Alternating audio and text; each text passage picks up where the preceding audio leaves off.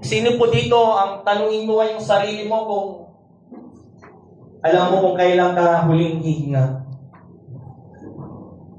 Nanay Tess, alam mo ba kung kailan ka huling hihinga?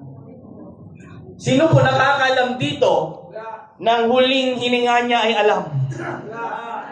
Amen. Kaya sabihin mo sa katabi mo, ibigay mo yung huling hininga mo para sa Lord.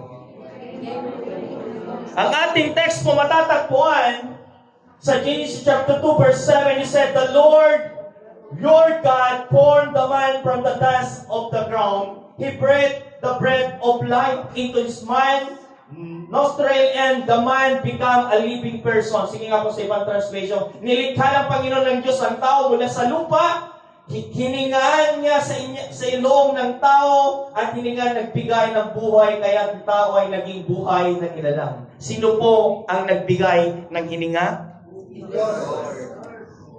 Pastor, wala naman ako yan. Yung story ni Adan yan. Pero tandaan mo, si Adan, kung saan po tayo nagmula ay kay Adan.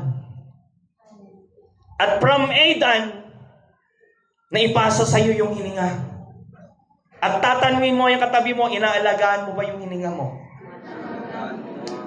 Praise the Lord, yung natapos na Mark Men of Christ, maraming nag-surrender po ng mga kalalahian. Marami po nag-surrender ng kanilang mga buhay at masayang-masaya po kami na naging stop doon dahil 50 plus men surrendered their life into Jesus. Yung nakikita ko sa aking mga mata yung luha, yung luhod po nila kung paano nila i-surrender yung mga sugat, yung mga besyo. Yan po yung gusto ng Diyos. Yung i-surrender mo buong buo sa Diyos yung hininga mo. Yung buhay mo. Kaya sabi mo sa katabi mo, i-surrender mo na buo. Sometimes, ginagawa lang natin ay kalahati.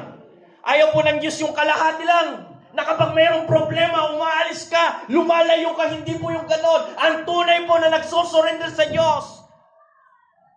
Naragsak, narigat, namay, no inyaman ti mapaspasamang, adat takalatasidong na apo. Amen. At nakakalungkot, kunting problema lang lumatakbo. Alam niyo po ba ang mas masarap takbuhan ka may problema? Lagi kang pumunta sa church na nag-worship. Dahil kung ipapakita mo sa spite of your trouble, spite of your bagyo, typhoon in your life ay nagtatas ka ng kamay, is a sign that you are mature Christian. Dahil ang pagtas ng kamay na pagpuri, na kahit napakadami na mo ng problema, is a sign na mahina ka at kailangan mong Diyos. Amen! Yan sa TV mo, sa katabi mo, walang iwanan. Sabi mo sa katabi mo, sama-sama tayo magpuri. Hallelujah. Palakpakan mo ang Diyos sa buhay. At ang ating pag-aralan for this day, the question, kanino mo galing ang hininga? Alam na natin sa Diyos. At meron akong 5 ituturo po, or 4 na ituturo. Surrender your life fully to Him. Habang hinihintay mo nang yung hininga ay mabunot or maalis sa iyo, dapat ibibigay mo araw-araw yung totally surrender yung buhay mo. Tingnan mo po natin.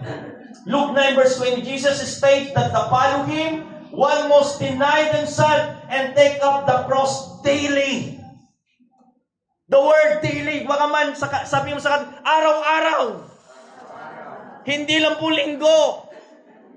Sometimes linggo mabait, pero Lunes hanggang Sabado, hindi mabait. Hindi maganda po yun. Tama?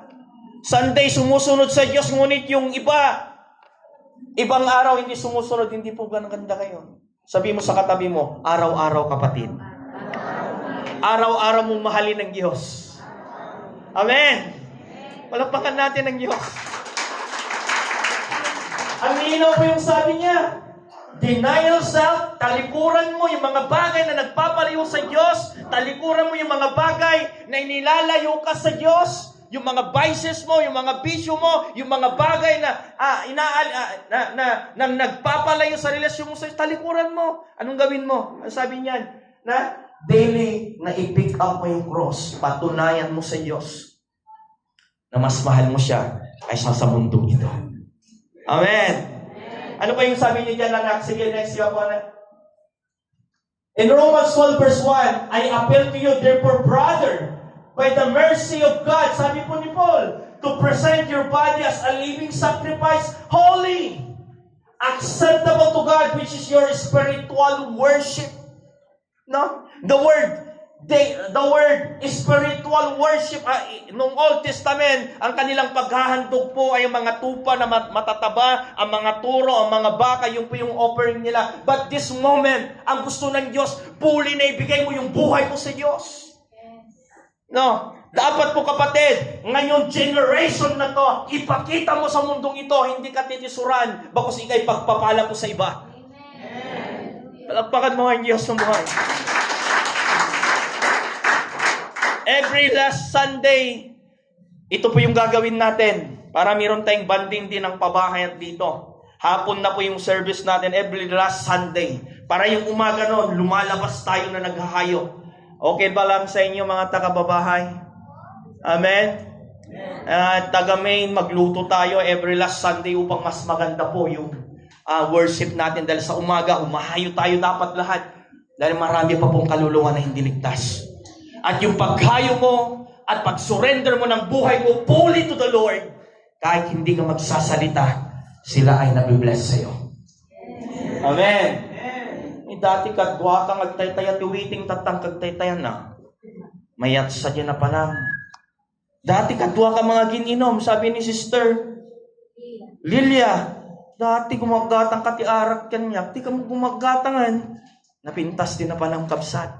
Because tandaan niyo po, kung ipapakita mo na your life, sinusundan mo yung holy life na sinasabi ni Lord, kahit hindi ka mag-invite, nabibless sila sa'yo. Amen? Sabi mo sa katabi mo, nabibless ako sa'yo. Kita man, baka mga nabibless, napilitan ka. Ulitin mo nga, kung left yung tinapik mo sa right naman. Go! Nabibless ako sa'yo. O, sarapan. Sarapan din. Sarapan mo. Nabibless ako sa'yo, kunan. O, sa likuran, nabibless ako sa'yo, sister, kunan. Palakpakan nga natin ang Diyos na buhay.